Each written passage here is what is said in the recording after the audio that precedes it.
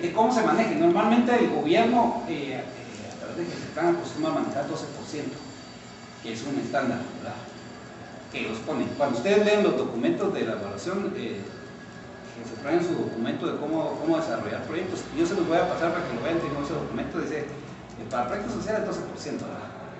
¿Sí? ¿Por qué? Porque como no se está buscando una rentabilidad, sería el mínimo que se maneja. Sin embargo, en la práctica y en los proyectos que son de índole financiero, yo tengo que manejar una tasa que sea la tasa de mercado, la que los bancos están ofreciendo. ¿Cuál sería? Tenemos que ver la tasa en la que, por ejemplo, yo tengo 1000 quetzales para mi proyecto, ¿sí? Y los voy a invertir. ¿Cuánto voy a ganar? Voy a ganar 5%, por decirles algo, en un año. Me sale más fácil ponerlo a plazo fijo en el banco a un año y voy a ganar más dinero sin hacer nada, ¿verdad? Esa tasa es la que yo tengo que considerar. Si salgo menos de eso, mejor metámoslo al banco, prestémoslo, y no hacemos nada y ganamos más dinero. Y el riesgo es menor. Y el riesgo es menor, exacto. ¿Verdad? Claro, aquí en Guatemala, como están los bancos, también hay riesgo, ¿verdad? Pero de que el banco se desaparezca. Sí. Ahí no faltaría una parte de riesgo, ¿no? Hablando de riesgo. Sí, es que en la evaluación financiera ahí va incluido. Nosotros calculamos la tasa interna de retorno al TIR y lo que se hace es que se hace un manejo de análisis de riesgo, una simulación, ¿verdad? Que aquí creo que no tenemos mucho problema con el término de simulación, ¿verdad? Que lo manejamos bien. Lo que se hace es que, por ejemplo, método Monte Carlo o alguno de estos métodos, ya hay software que hace eso, lo traen predefinido. Entonces, por ejemplo, digo, mire, por ejemplo, el caso de la tasa, estamos poniendo una tasa del 40%, por decir algo.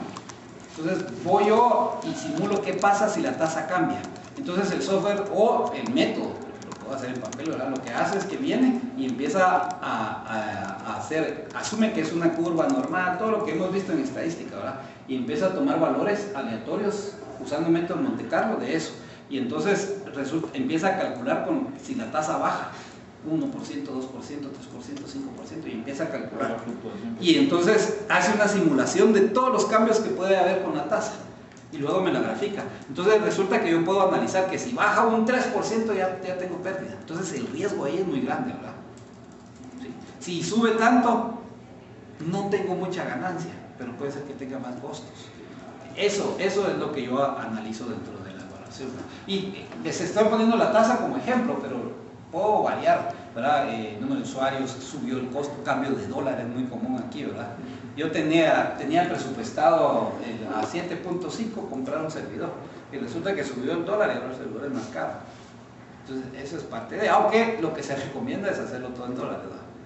Así no hay problema, pero es un ejemplo de que yo puedo variar esas tasas dependiendo de lo que vaya manejando. Otro tipo de riesgos, digamos, como nuevas leyes, o así es, aquí eso entra acá, ¿verdad? Ajá, de eso, o sea, que cada una de esas partes tiene su área. Y eso es bien importante evaluarlo. Fíjense que hace un tiempo, no sé si ustedes vieron las noticias, había una empresa, creo que era canadiense, me acuerdo el nombre, que iba a explotar madera en el área de Izabal, en unas montañas. Ellos ya habían comprado el terreno y tenían un proyecto de sembrar y explotar madera, pero dentro del proyecto ellos iban a sacar la madera a través de barcazas por Río Dulce, y resulta que está prohibido por aspectos ambientales.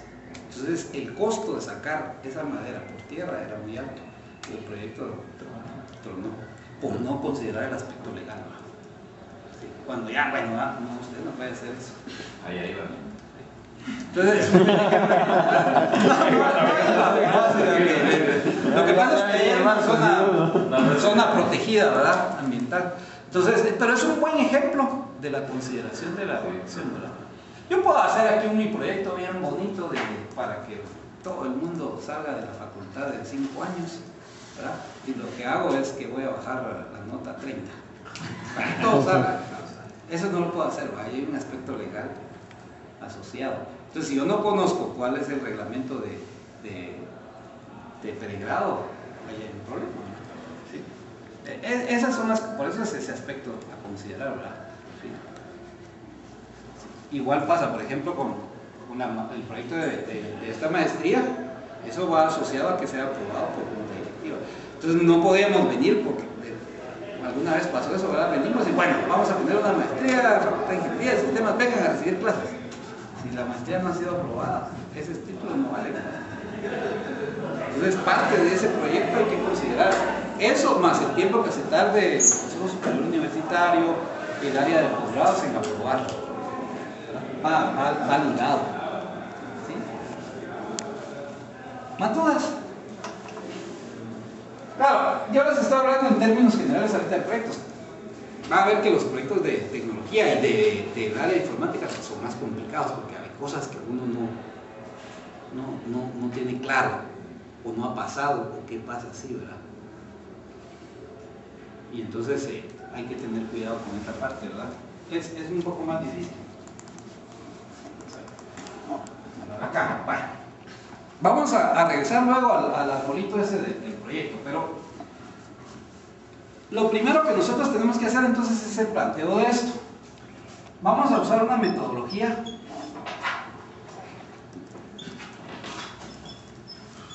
de marco lógico. A mí en lo especial me gusta. Y está de moda, ¿verdad? Como todo lo que está de moda.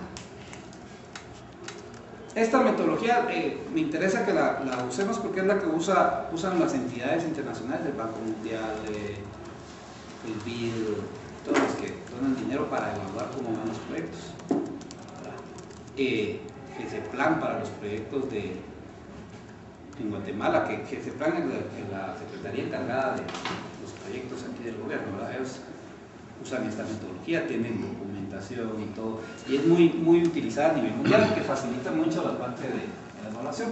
Y la idea de la metodología es definir una matriz que se llama así, matriz de marco lógico, que define qué es lo que se debe hacer a detalle, los índices que hay que medir para ver cómo va el proyecto y su evaluación. ¿Sí? Eso es lo que maneja la metodología para plantear el proyecto. Es la primera fase, ¿va? ¿Cómo lo vamos a plantear? ¿Cómo vamos a definir cómo se maneja? Entonces vamos a trabajar esa metodología para luego llegar, en cuanto a las evaluaciones, a la parte técnica. Quizás no nos dé tiempo a entrar a detalle a cada paso de la metodología porque es muy larga y tenemos que ver también la parte técnica, ¿verdad? Pero nos va a servir mucho para entender cómo manejarla. No sé si ustedes, por ejemplo, vieron las noticias, salió hace, cuando la gasolina estaba altísima, ¿verdad? Que llegó a 30 y cuánto, 32, 33. El gobierno hizo una conferencia de prensa y sacó su matriz energética, no sé si vieron. Hicieron su marco lógico, plantearon el problema y las posibles soluciones a la parte de eso, ¿verdad? O sea, usaron esta metodología para plantearlo y entonces ya una vez hecho, lo que hicieron en la conferencia de prensa fue presentar la matriz ya hecha y qué es lo que hay que hacer. Habían evaluado 5 años, ¿verdad? Entre las cosas decían que tratar de cambiar el etanol, definían qué había que hacer, era que Guatemala pudiera producir más energía, poner más hidroeléctrica, aprovechar el agua, y habían varias consideraciones, pero el tema es que lo que usaron fue esta metodología para hacer el planteamiento ya de todo el problema, es decir, se usa mucho, ¿verdad? Entonces es importante para ir considerándola. Bueno, lo primero que nosotros tenemos que hacer acá es el planteamiento del problema. Nosotros vamos a desarrollar un proyecto para resolver un problema, ¿verdad? Un sistema de informático lo que busca es resolver un problema que